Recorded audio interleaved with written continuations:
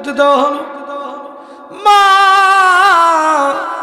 জনম দুঃখিনী মা কেন যেন চিৎকার করে কান্দে, আর ডাক দিয়ে বলে, ওগো আল্লাহ, আপনার কাছে বিচার দিলাম গো আল্লাহ, যদি দুনিয়ায় ইসলাম প্রতিষ্ঠিত করতে গিয়া ওগো আল্লাহ আমার 3টা সন্তান আজকে মারা যায়, ও মাবুদ, যদি আমিও জ্বলন্ত এই টকবকে আগুনের মধ্যে শেষ হয়ে যায়, ওগো আল্লাহ, আপনি আমাকে কোনো প্রকার দয়া মায়া দিয়েন না, আমার মধ্যে আপনি একটা হিংসা, একটা আক্রোশ দিয়ে দেন, যাতে করে আমি মার সামনে সন্তানগুলো টকবকে এই আগুনের মধ্যে চলতে থাকবে, তারপরেও যেন আমার কোনো মায়া না হয়।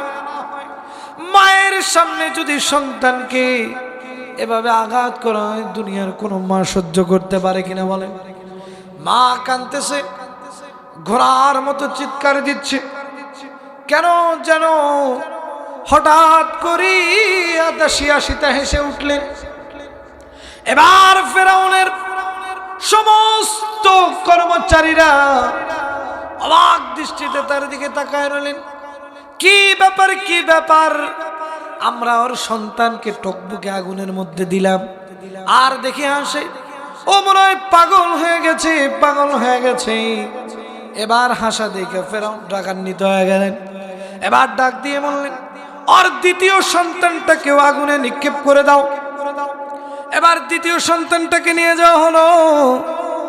মাকে বারবার জিজ্ঞাসা করা হচ্ছে, তুমি ইসলাম ছাড়বা কিনা বলো, তুমি যদি ইসলাম না ছাড়ো তাহলে তোমার সন্তানকে ভিতরে নিক্ষেপ করা হবে।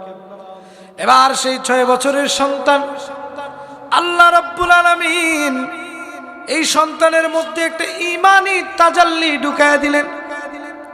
সেই সন্তান মাকে ডাক দিয়ে বলতেছে, ওগো মা, দুনিয়াতে তুমি একটু কষ্ট করো, আমাদের শোক একটু ভুলে থাকো গো মা।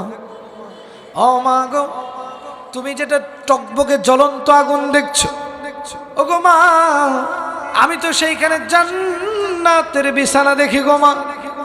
ও মা, তুমি কোনো চিন্তা করিও না গো মা, আমরা তোমার জন্য জান্নাতে অপেক্ষা করব।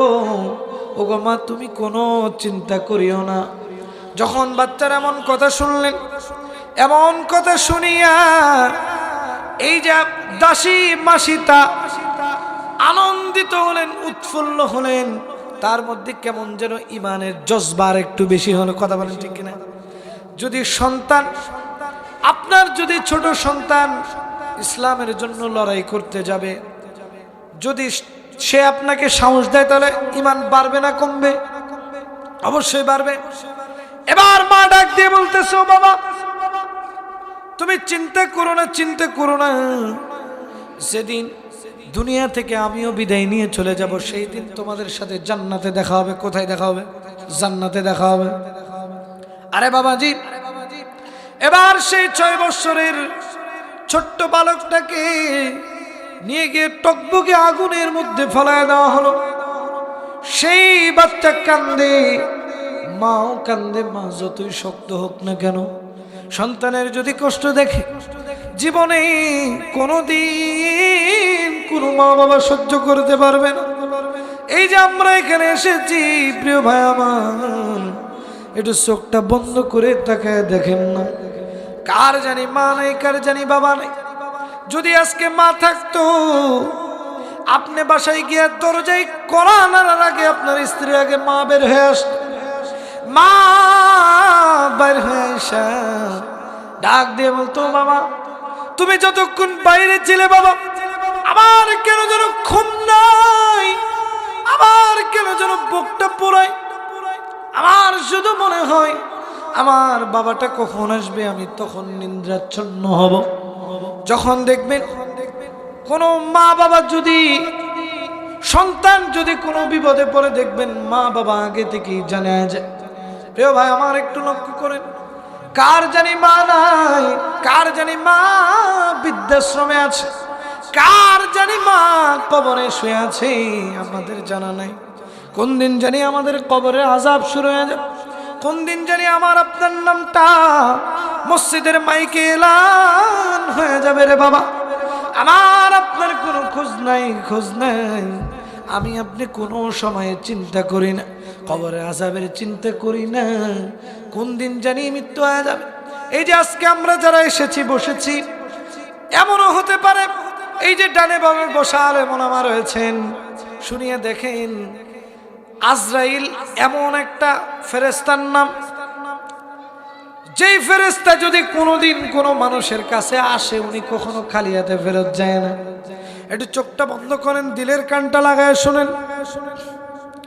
কোন দিন জানি আপনার নামটা এই যে মসজিদের উদ্যোগে যেহেতু মাহফিল মসজিদের মাইকে এলান হয়ে যাবে, কাফুরা গ্রামের সর্বোচ্চ টাকাওয়ালা মানুষরা আজকে দুনিয়া থেকে বিদায় নিয়ে চলে গেছে। দেখবেন দৌড়াদৌড়ি শুরু হয়ে গেছে।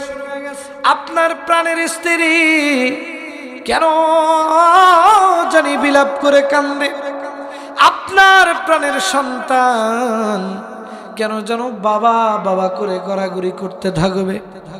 আপনাকে আর নাম বলে ডাকা হবে না, আপনার নাম হয়ে যাবে লাশ। আপনার হতে পারে 100 কোটি টাকা, তারপরে দেখবেন আপনার নাম হয়ে যাবে লাশ। আপনার পরিবারের সবচেয়ে যেটা আদরের সন্তান ছিল আপনার, এই সন্তানটা দেখবেন রাত্র যত গভীর হবে আপনাকে দূর দূর দূর বহু দূর তাড়িয়ে দিতে থাকবে। প্রিয় ভাই আমার, লক্ষ্য করে দেখবেন যেদিন আপনি মারা যাবেন, আপনি যেদিন মারা যাবেন সবচেয়ে আপনার কাছের লোকগুলো আপনাকে সুন্দর মতো চকলেটের মতো মোড়াইয়া দিয়া কবরের দিকে নিয়ে যাবে। সেই দিন কিন্তু কেউ আপনার দুশমন থাকবে না, সবাই আপনার বন্ধু হয়ে যাবে। যার সাথে 20 বছর কোনো কথা বলেন নাই, সেও যখন আপনার মৃত্যুর খবরখানা শুনবে দেখবেন দৌড়ে আসবে, আইসা বিলাপ করে করে কান্না শুরু করবে, বিলাপ করে করে কাঁদবে। আপনাকে কবরের দিকে নিয়ে যাওয়া হবে, আপনার রূহখানা আরশে মুআল্লায় চলে যাবে, আপনার বডিখানাকে কবরের মধ্যে রাখার জন্য প্রস্তুতি গ্রহণ করা হবে। আপনি দেখবেন আপনার বাড়ির পাশের কোনো একটা নিম গাছ থেকে গরম পানি করা হচ্ছে, 2-3 জন লোক গিয়ে কবর খোঁড়া শুরু করেছে। কবর তো এই দুনিয়ার মাটির একটা গর্তের নাম, তারপরেও কেন এই গর্ত এত ভয়ঙ্কর হবে জানেননি? জানেন? আমার নবীজি বলেছেন কবরের আযাব এত কঠিন হবে যে আযাবের কারণে সমস্ত সাহাবীরা কেঁদেছেন। আমার নবীজি মাঝে মাঝে